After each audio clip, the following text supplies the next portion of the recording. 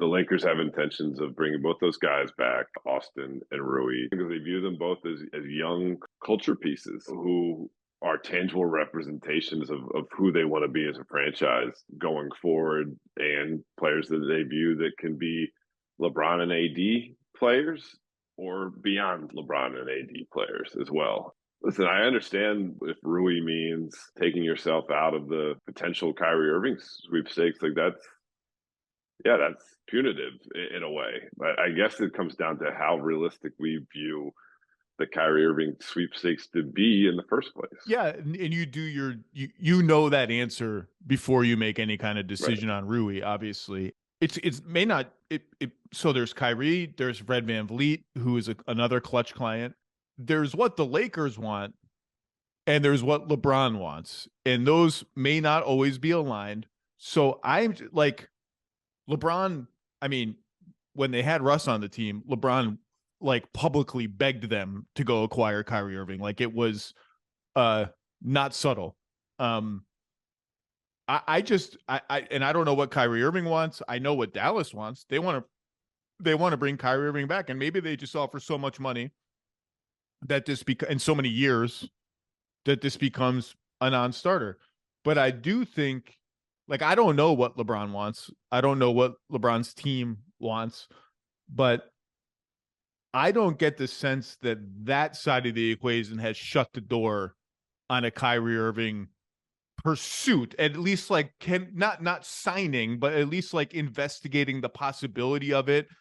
I think there's a certain level of confidence that yes, that thing has failed in Boston, in Brooklyn, and for a brief time so far in Dallas. We can make it work. And to me, it's only like I've been team. I've when Dallas traded for Kyrie, I was like, I'm just out. I'm out. Like I wouldn't have him on my team. I understand why LeBron, his experience might make him feel differently about his confidence level. But I do think the interesting thing about the two paths is Reaves and whatever I can get on the point guard market for the minimum, Schroeder, whoever the next guy is that enough ball handling around LeBron? Like if all we're talking about right now is LeBron can't do it every possession, AD doesn't have like a lot of enough self-creation to his game as much as people dream of him maybe becoming an Embiid or a Jokic type of just give me the ball, let me create a shot. That's just not who he is. Is that enough ball handling? Because that's the piece that Kyrie brings that I think LeBron, part of him, probably craves. And there's the recognition of we can exist in each other's orbits, and that's very important because we've seen some other high-profile players not work alongside LeBron, and that's has to be a consideration here. And and I think there would also be the unification of purpose if it was to occur. LeBron is desperate to get a fifth ring, and it seems based on the stories we heard about Brooklyn that Kyrie Irving really wanted to win another one. He was trying to do it with KD, and KD could do it without the Warriors, and Kyrie could do it without LeBron. Well, guess what? That didn't work, and so you go get another It did one as not. well. It did not work. It didn't work. That is a correct But assessment for of a the brief Brooklyn Nets time, super though, team. for a brief time, it was the best offensive team in NBA history, as you have so often It reminded was the us on best of NBA Today. times. It was the worst of times. It was the age of belief. It was the age of incredulity. Tale of Two Oh, Cities. I'm quoting wow. Tale of Two Cities. Very well done, Somehow Zach Kyrie Lowe. has gotten me there.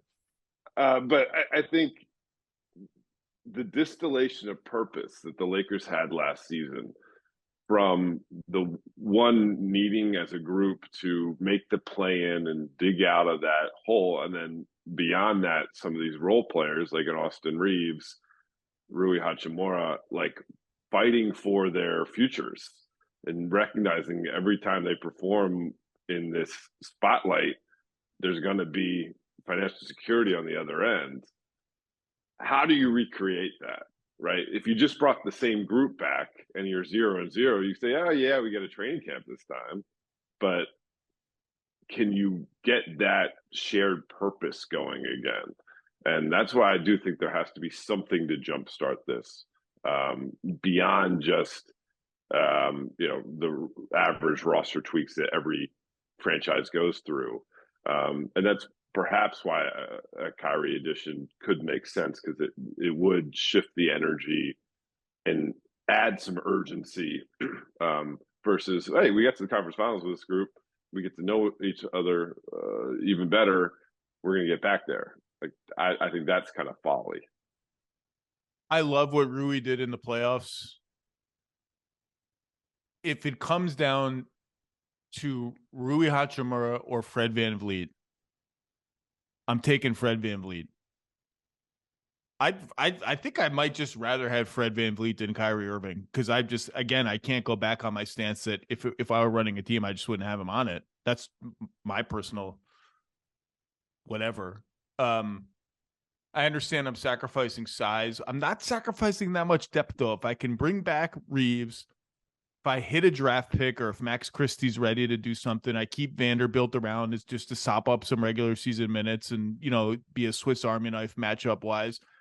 Maybe the room exception allows me to bring back Lonnie Walker or another quality player. Like, I think I'd rather go the ball handling, not star, like Fred VanVleet's not a star. I realize he's an all-star, but like good, dependable ball handler, take a lot of the burden off LeBron, not shift too much of it to Reaves, not overburden Reaves. I think I like that a little bit better, but again, this is all very fresh. I haven't thought it out that much. Thanks for watching ESPN on YouTube. For live streaming sports and premium content, subscribe to ESPN+.